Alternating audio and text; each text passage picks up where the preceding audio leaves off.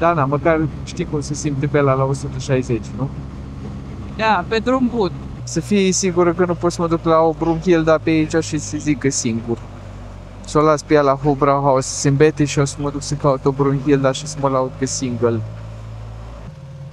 Vezi vreun buton de dat ăsta? Nu. Un anumit domn mustăcios în 1920 a anunțat aici, cu exact 79 de ani înainte să mă nasc eu, în 24 februarie 1920, a anunțat aici programul oficial al Partidului Nazist. E bun.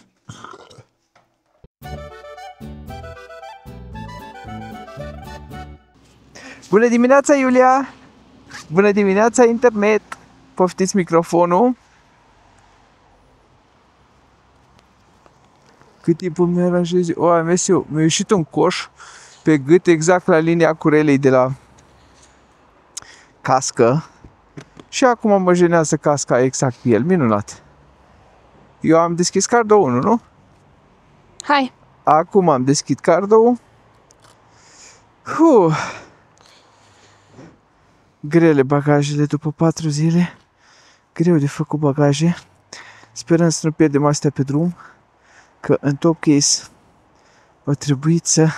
Hello! Hai aici în stradă, că tot trebuie să las motorul un minut să se încălzească. Fie îi place, fie nu.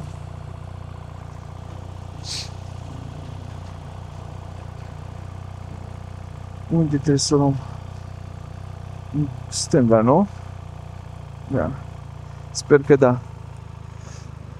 Hai, poți să te sui?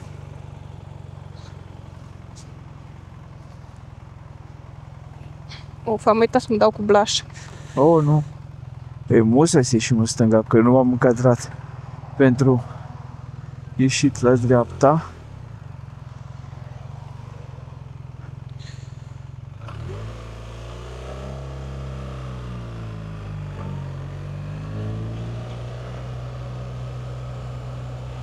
Deci, din nou, bună dimineața, internet! Alex și... Iulia! Aici, pe motor. Suntem pe picior de plecare în partea a treia a excursii noastre. Azi dăm startul la partea a treia a excursii noastre, drumul înapoi spre casă. Și v-am zis noi înainte să plecăm că nu știm exact pe care traseu o să luăm înapoi spre casă. Ieri și alaltăieri am stat și ne-am gândit. Noi ne-am fi dorit foarte tare să mergem spre Italia, dar se pare că nu ni se arată, pentru că în Italia îi și pe traversarea Timăliopului, cum am uitat ieri la vreme pe Timăliop, și după aia, ulterior, pe partea de sud a Dolomiților, între Italia și Slovenia, sunt coduri și sunt în același timp și cod galben de ploaie și de vânt și cod portocaliu, parcă era, de căldură extremă. Și am zis că e cea mai proastă combinație. Hai să mergem ori pe ploaie, ori pe căldură extremă, dar nu nici chiar amândouă. Așa că ieri ne-am făcut traseu, sau la ieri ne-am făcut traseu și o să o luăm pe partea de nord a Alpilor, lângă care suntem în momentul de față. Și anume, astăzi plecăm spre Austria, înapoi. Mai exact, plecăm spre Linz. Am găsit o cazare undeva după Linz. O să mergem întâi să facem o pauză la München.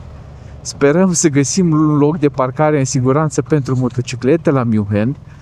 Și după aia o să o luăm spre cazarea noastră de astăzi. În total ar trebui să fie foarte mult, 300 și ceva de kilometri. Sper că am oprit cum trebuie autostrăzile și drumurile cu tor, pentru că dacă sunt mai 300 de kilometri, tot avem timp până de seară să ajungem la cazare, nu are rost din nou să ne băgăm pe autostrăzi, plus că am trece prin Germania rurală, după aia prin Austria rurală și ați văzut în episoadele anterioare ce fain e. Așa că, v-am zis, noi luăm spre München acum, pentru că Iulia nu a văzut niciodată München, și am vrea să dăm o tură de centru, știți, zona Marienplatz, cu primăria, cu ce mai este pe acolo, Hofbrauhaus-ul, Vedăria Regală. Poate și stăm la Hofbrauhaus dacă găsim un loc sigur să lăsăm motocicleta. Și după aia, cum am zis anterior, o să pornim spre cazarea noastră de diseară, traversând din nou landul, nu din nou, că nu l-am mai traversat excursia asta, traversând din nou Austria, dar de data asta traversând landul Salzburg, pentru că o să trecem pe lângă Salzburg după ce plecăm de la Berlin. Așa că, deși vremea se pare că nu ține cu noi, cel puțin momentan e foarte, foarte înorat, sperăm totuși să nu vină ploi mai grave. Țineți-ne pumnii, urați-ne asfalt uscat și ne vedem mai încolo din drum spre München. Drăguț. Iulia, suntem pe autoban fără limite de viteză. Vrei să vedem ce poate Bela? Hai, care au fost ultimele cuvinte? Am înțeles, deci atunci nu o lăsăm poate. Poți să-i dai în treabă. Oricum nu simțeam că aveam 110, am crezut că avem 80. Nu, aveam 110 și acum avem 120, dar cred că simți un pic de la asfalt, e mai dângos pe aceea. Păi acum au început să se strice. Da. Da, uite, am debifat în Google Maps și Avoid Highway și Avoid Tolls și tot pe aici am adus. Nu prea cum în Germania se fiți autostrățile, văd că dacă ele există, te pe acolo, te duc. Hai.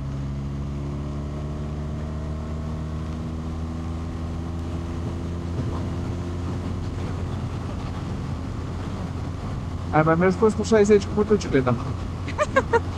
Nu, nici nu pare. Acum. Sau e suficient?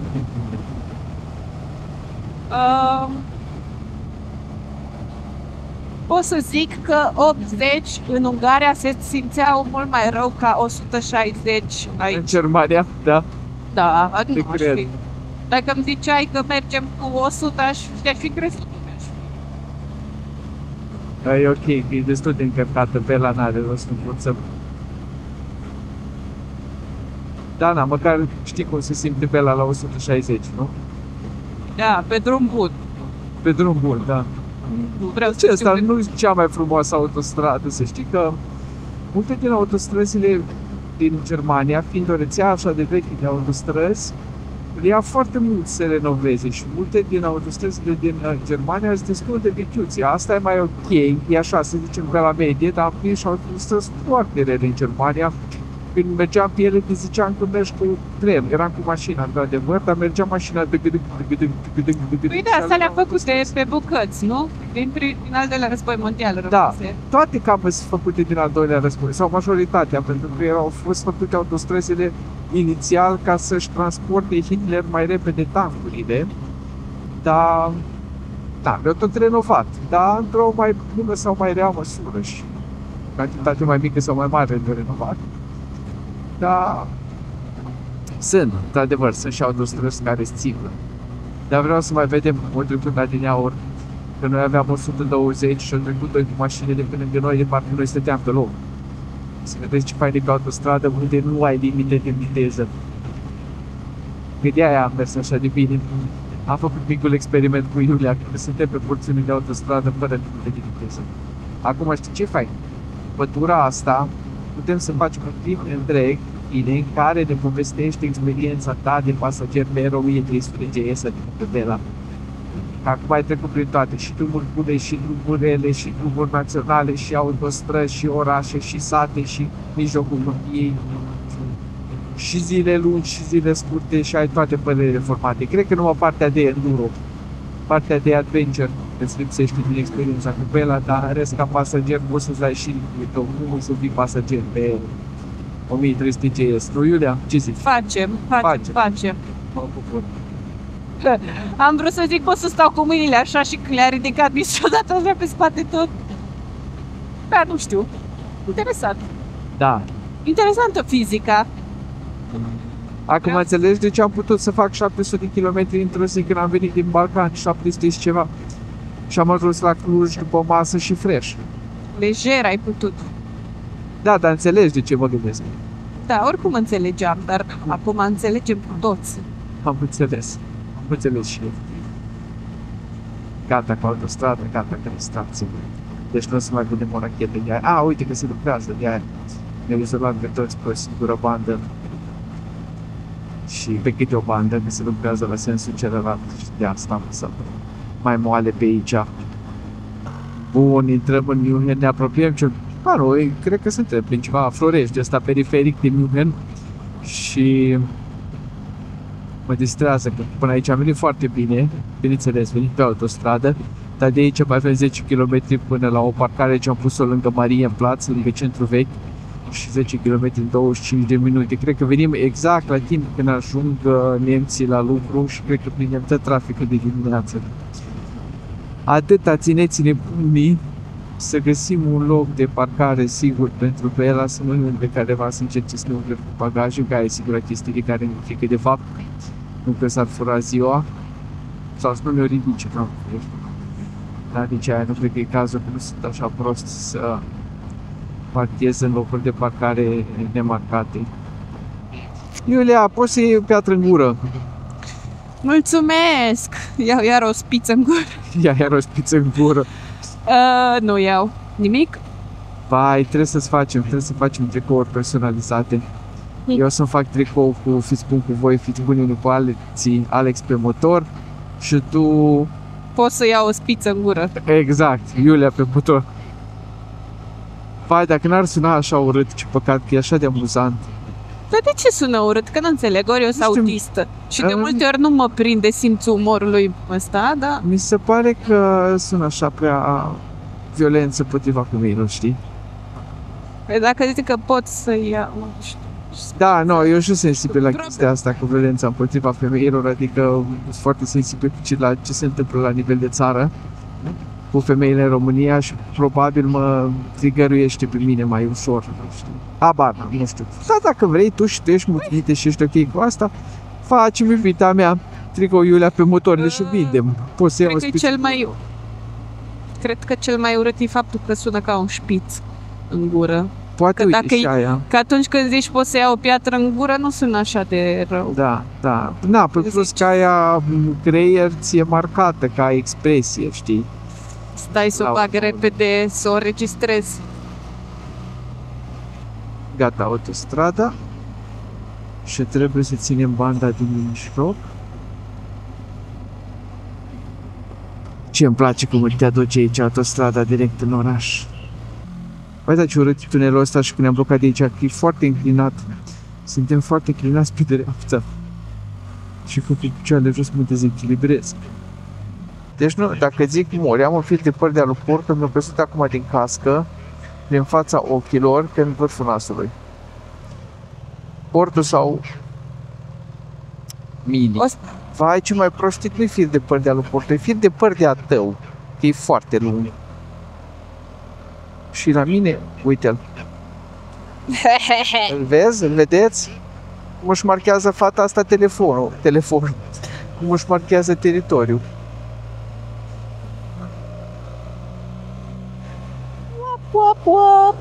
Să fii sigură că nu pot să mă duc la o brunchilda pe aici și să zică singur.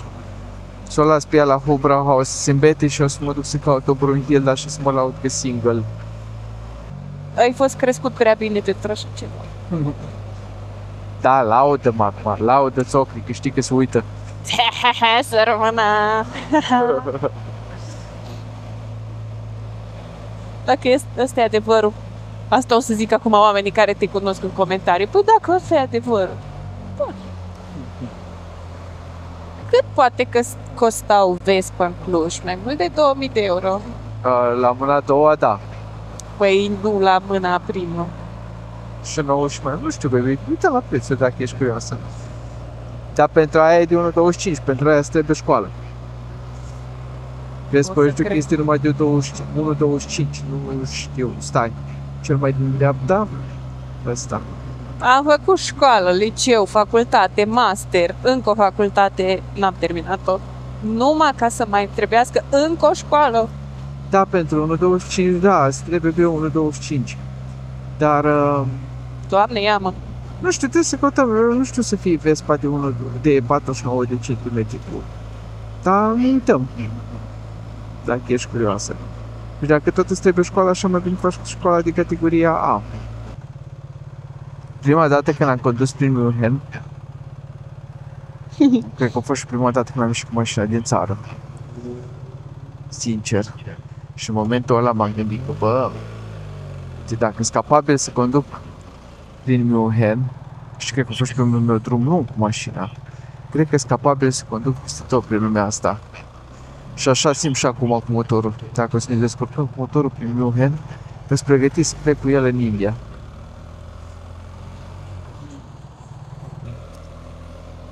Mă uitam acum un pic rapid să văd despre pentru ce-ai cunoscut Münchenul și evident că de obicei îți dă recomandări personalizate, informații personalizate pentru tine și evident că mie mi-a dat numai despre mâncare, adică nu mi-a zis nimic turistic, doar mâncare.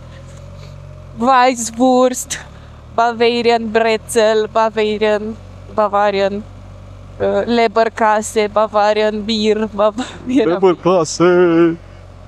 Perché Leberkäse, corect. Leberkäse. Cheze. Leberkäse! Ah, ce bine cu piatra cubică, mai ales după ploaie. Hai că tu ai fost acolo pe Am fost pe Edelweiss-Spitze, pe Grindină. mai pasă ție de piatra cubică din parcare. Nu că-mi pasă, dar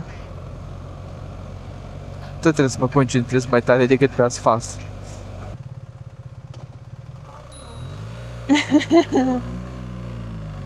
Banditul prăpăditul Ce?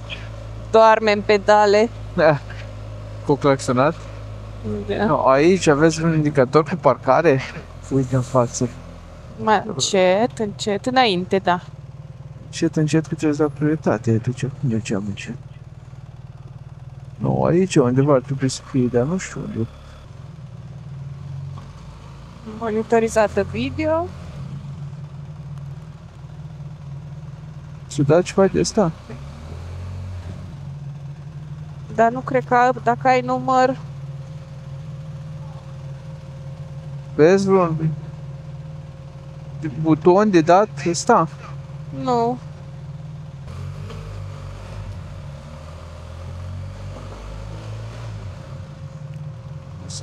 Atunci aici vezi dacă încap tu și gențile.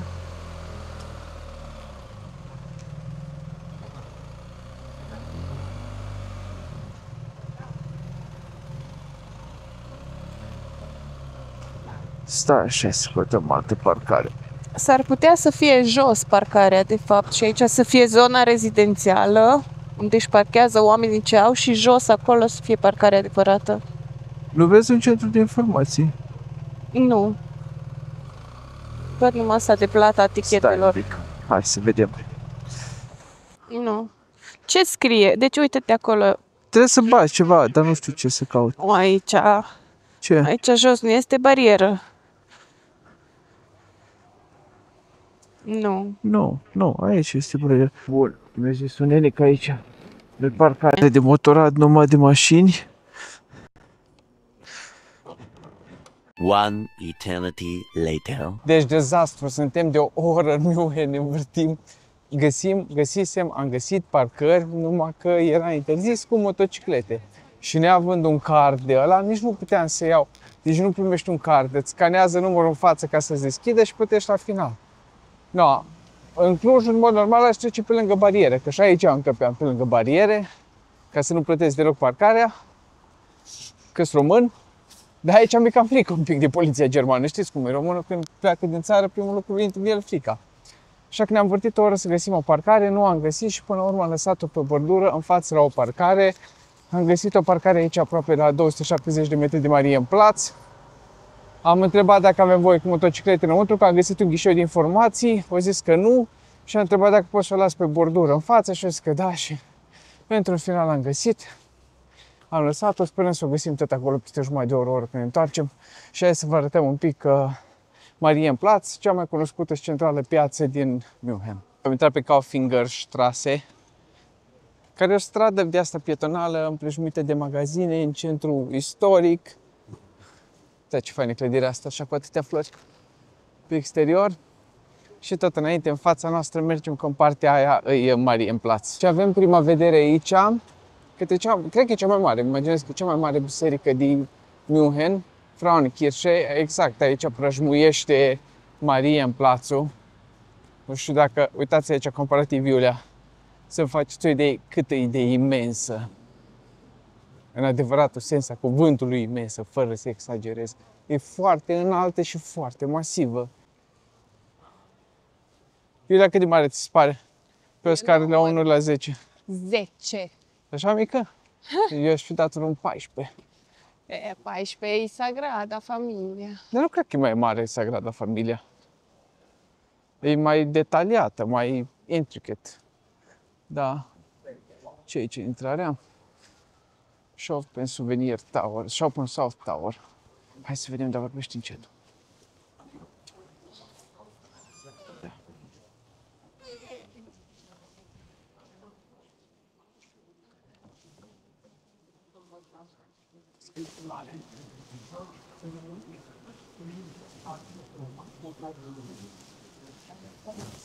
Păi, efectiv, imensă, imensă.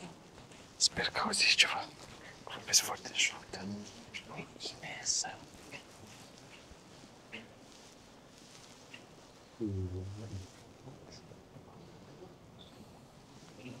Păcat că scrie pe toate chestiile astea doar în germană. So in terms of being discovered, they started reconstruction in 1927. And they Fost distrusă la un punct și a început reconstruirea în 1947.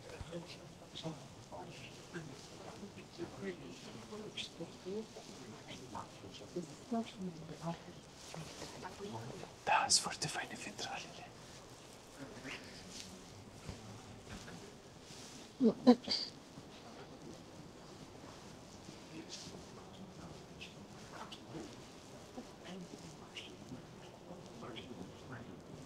Du-te, eu filmez aici și mă duc afară, te aștept lângă ușa asta. Dacă vrei să ales gladiolele. Ce? Gladiole?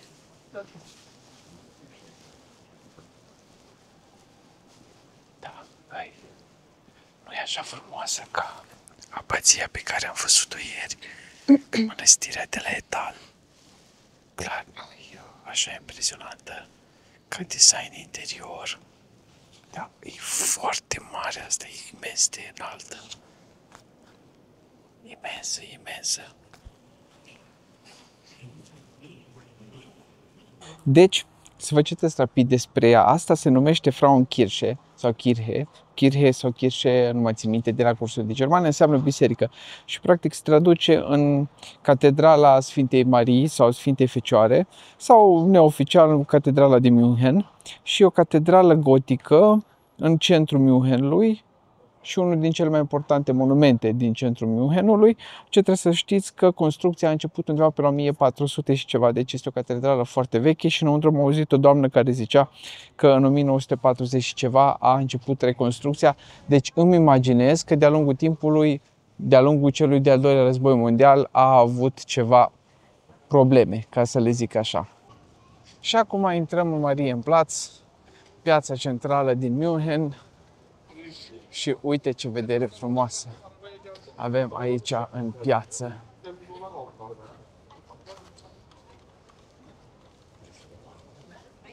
Wow! Wow, da. Că bine zici. Clădirea asta pe care o vedeți aici în fața voastră, operă de artă, aș putea spune, că e una din cele mai frumoase clădiri pe care eu le-am văzut în Germania, poate chiar în lume, este primăria din München. Și ăsta e un turn cu ceas, cred că îl vedeți acolo sus. Puteți observa statuetele alea care sunt scobite în balconul ăla în cadrul turnului. Cred că încet, încet încep să înțelegi și tu de ce sunt așa de mare fan Germania și mai ales Bavaria. Și văd cum te chinui să filmezi turnul până sus. Ce frumos este și ce Ei. faine sunt plantele astea. Da, da. Puse, florile puse. Not your average Nu, chiar nu. mușcate. Multe terase, mulți turiști, se vorbește mult engleză în jurul nostru, vă dați seama, chiar dacă e luni, e zi de vară, deci turismul e în floare. Și haideți că o singură chestie mai vreau să vă arăt și vouă și Iuliei.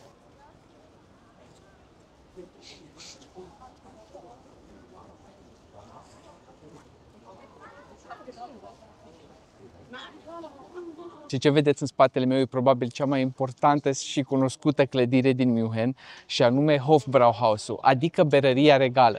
Și spune așa pentru că a fost fondată acum peste 500 de ani de ducele Wilhelm al V-lea al Bavariei și de atunci este în proprietatea statului bavarez. Și o chestie foarte importantă de ținut minte, cu un anumit domn mustăcios, în 1920, a anunțat aici, cu exact 79 de ani înainte să mă nasc eu, în 24 februarie 1920, a anunțat aici programul oficial al Partidului Nazist. Era una din berării sau chiar berăria lui preferată. Ăsta e Hofbrauhaus-ul, berăria regală din München, și hai poate reușim să intrăm un pic să vă filmez și înăuntru. Da, din păcate e închisă. Da. Așa, pe geam reușesc să vă lituiesc un pic camera. Acolo. Să vedeți. Nu e un porc mustăcios, că e reflexia mea. Asta e berăria regală din München. Din păcate e închisă, nu putem să o vedem. Este și un gift shop aici, că bineînțeles că s-a făcut mult marketing, branding și chestii de genul ăsta. Vedeți, hanoracele cu Hofbrauhaus München. Puteți să veniți să luați o halbă, o chestie. Poate trebuie să-mi iau și un hanorac acum, că mi-am pierdut ăla de ploaie. Vreau să vă zic că aici aproape, sau nu, mai bine de 10 ani de zile, am mâncat o salată de cărnați, care era un Weisswurst, un cărnaț alb, tăiat feliz subțire, într-o oală ca noastră, nu oală, farfurie ca noastră de ciorbat încă, într-un lichid bazat pe oțet foarte acru și cu o tonă de ceapă. Și a fost una din cele mai bune și scârboase chestii pe care le-am mâncat în viața mea. Și doar aici, la Hofbrauhaus, am găsit. Și am furat 2 coustere, suporturi de alea de pus sub pahar, ca să nu pătesc mobila. Și după aia mi-a zis cineva că nu trebuia să mă chinui să le fur. Puteam pur și simplu să le cer ca 100.000 de bucăți. Efectiv le fac ca să le dea la oameni, că s-o săturat să le fure oamenii pe ascuns. Exact ce am făcut și eu. Și aia că începe bând o haină apoi la Bela.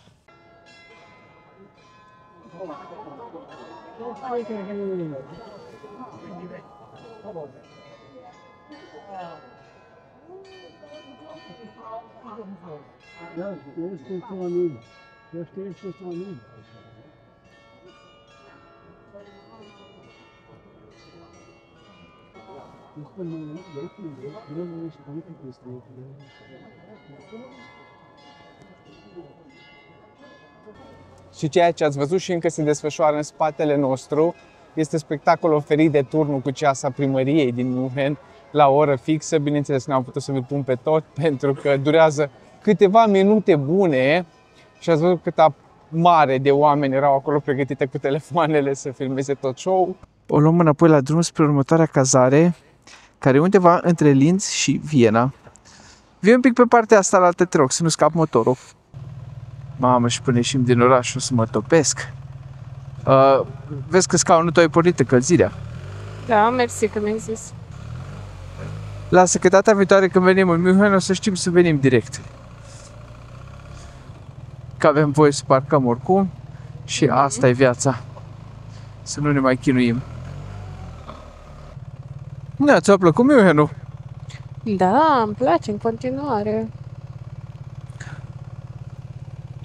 Mai venim în Germania, ca turiști, nu în delegații cu lucru. Da, da, da. Așa-i? Facem, că și mie tare îmi place și tare, dragă mie. Ia, zi-ne, Iulia, despre Parlamentul din față. Pur și simplu atâta, vă zic, Parlamentul se poate vizita înăuntru. Ai ce să vezi. Trece peste o apiță. That's it. Piatră cubică preferată noastră.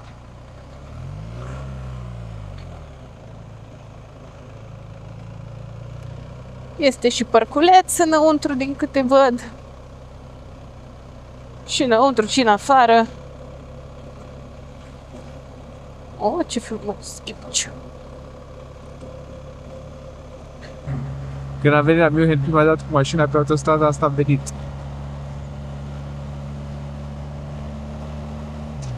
Da, pe partea asta. Da, că am venit despre Salzburg. Exact pe aici și my mind was blown.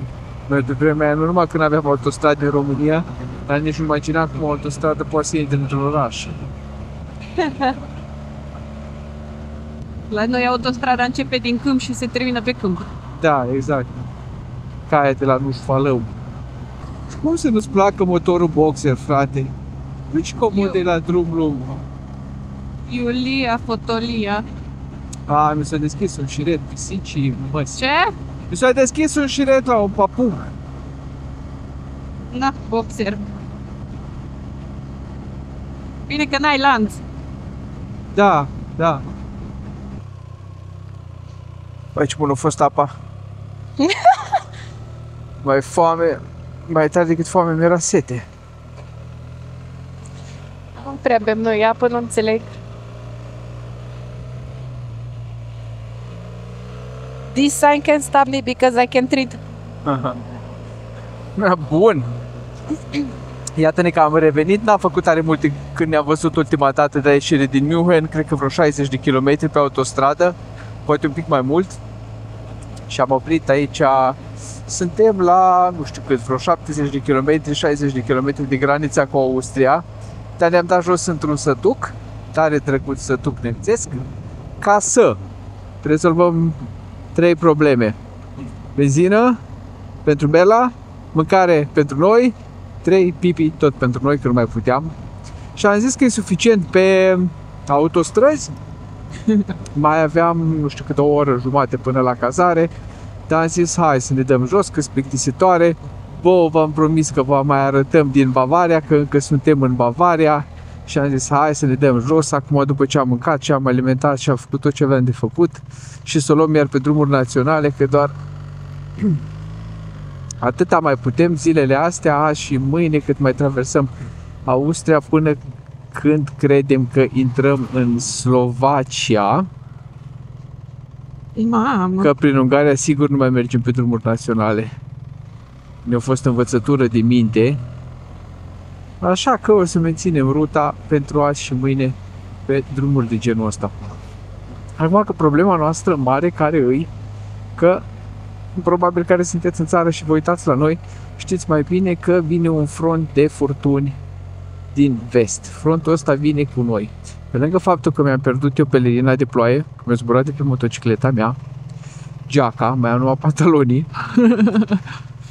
și o să mă ud când o să vină ploile, ar fi și incomod, mai ales că am văzut că e cu coduri de furtună, de fulgere, de chestii de genul ăsta și na, vă dați seama că nu e cam fain, nu e tare fain cu fulgere și tunete pe motocicletă, pe 2 roți. Și așa că eu acum cât am stat la masă, pentru astăzi e clar, ne știm traiectoria, nu-i problemă, dar de mâine încolo ar vrea să văd o traiectorie ca să ajungem cât mai în siguranță acasă și cât mai confortabil, cât mai puțin afectați de codurile astea de furtună care vin odată cu noi. Ce drum fain de o mașină jumate pe aici, prin ce pasat. Fain. Miroase ca în grajd la prietenii mei de la țară de când eram mic, dar de fain e foarte fain. Suntem într-o zonă rurală din Bavaria. Trebuie să luăm o pauză, să ne dezmărțim fundul un pic și picioarele, că nu mai putem. Adevărul că n-am mai filmat în ultima parte, după ce am oprit ora trecută să alimentăm și să mâncăm, că a fost cam plictisitor. Poate totuși ar fi trebuit să venim pe autostradă. Era la fel de plictisitor, dar era plictisitor mai repede. Asta este. Am oprit să ne dezmărțim. Vreau să mânc ceva dulce, mi-e poftă ceva dulce, că am mâncat mâncare și n-am mâncat dulce. Și mai avem, nu știu, câte 40 de minute până la supermarketul ce l-am pus în satul vecin. Și deci vreo oră și un pic până la cazare. Bine, urați-ne poftă bună.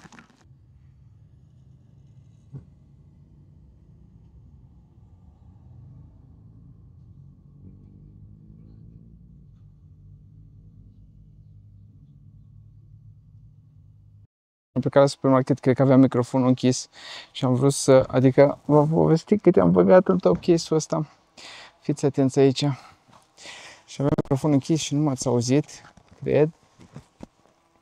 Da, lasă că vă arăt acum că aici în sătucul nostru foarte frumos, asta e pensiunea la care stăm în seara asta cu 70 de euro pe noapte. E un sătuc foarte frumos și mic și cochet, dar are nici supermarket, nici restaurante deschise. Așa trebuie să intrăm la supermarket în satul vecin la 10 km distanță ca să ne luăm mâncare și băutură pe seara asta. Sunteți pregătiți? Să trăiască domnul lowrider pentru gențile astea lor.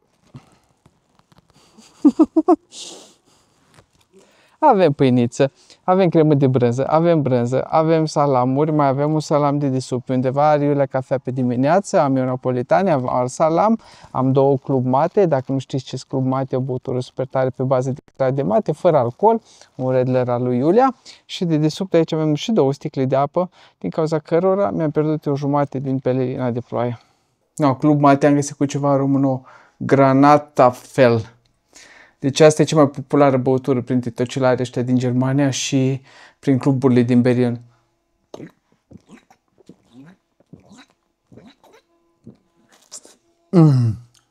E bun. Dar nu pui pe YouTube cum răi. Ia. Ia să vedem. Tu ce părere ai? Dar fără să răgăi, dacă mai băg rocorit.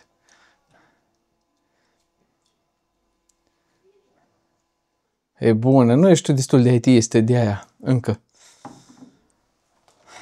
Bună frumusețe, ne prezinți camera? Da, vă prezint camera. Ce primim de 70 de euro pe noapte în zona rurală din Austria, între Salzburg și Linz? Pentru 70 de euro pe noapte, o baie foarte curată, nicio urmă, nimic, absolut nimic. Hol, puiere, umerașe, dulap, oglindă. Chestia asta îmi place mult. Așa. Pat mare și... Scuzați deranjul din nou. Nu-i deranj. Asta nu-i deranj. Pat mare și lejerie de pat de bumbac ne place. Balcon. Deschide, hai să vedem și afară. O doamnă proprietăreasă foarte... Nu știu dacă e proprietăreasa asta, asta nu e aia cu care am vorbit. Nu? Că poate e maica sa. Foarte Da. așa cum trebuie. Ambele corpuri, și clădirea aia și clădirea asta e aceeași pensiune. Da. Please close the door while smoking. Noroc că noi nu fumăm. Da, astea fiind spuse, dragilor, vă mulțumim că ați rămas alături de noi până la ora asta. Noi suntem cam rupți, că de dimineață mergem și ora 5, de la 8, 17, câte 9 ore pe drum și cred că am făcut mai puțin 300 de km, trebuie să ne uităm în aplicație. Rămâneți mai aproape că nu știm încă pe unde și când mergem acasă, că se pare că suntem înconjurați de furtuni din toate părțile și deși am vrea să vedem Slovacia și cât mai mult din Slovacia înainte să luăm spre România, trebuie să mă uit bine pe vreme și să încerc să fac un itinerare pe mâine. Da, rămâneți aproape, vedem ce aventuri o să ne mai apară în cale. Astea fiind spuse, Nu uitați! Abonare, like, comment, share la prietenii voștri, share la dușmani, coment bun, rău, nu contează, dar să nu fie cu limbaj licențios. văd că Ce mi-au v-am lipsit? înregistrat azi 203 km de plimbare de la 8 și 16 dimineața și în total am făcut 3 ore și 41 de riding. Dar nu e corect că pe hartă, ia vedeți voi aici, pe hartă îmi lipsește o bucată că n-am avut ceva semnal, nu știu ce a fost acolo. Deci cred că sunt vreo 300 de kilometri pe care am făcut azi pe drumuri naționale, din nou în afară de porțiunea de la Garmisch până la München, nu le-am mers pe autostradă, dar asta e. Mâine o să fie o zi și mai lungă, oriunde mergem, dacă mergem spre Slovacia până după Bratislava sau Bratislava, cel puțin 400 de kilometri. Dacă mergem direct spre România, sunt mult mai mulți kilometri, deci mâine autostrăzi și mai puține pauze dacă mergem direct. Dacă mergem indirect spre România, din nou, în funcție de cum sunt avertizările de vreme, dar asta o să vedem mâine. Important e să rămâneți aproape, să fiți buni cu voi, să fiți buni unii cu alții. Și asfalt uscat. Asfalt uscat să avem.